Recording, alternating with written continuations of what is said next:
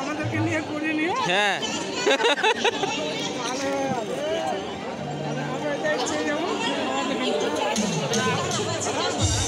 গিজ করছে ভিড়, মেলার মতো ভিড়,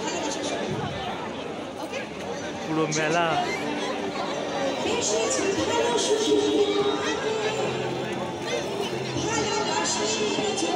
স্টেজে আমরা গিফট দেওয়ার জন্য লাইন দিয়ে সবাই দাঁড়িয়ে আছি, সুযোগ পাচ্ছি না গিফট দেওয়ার, এত লাইন।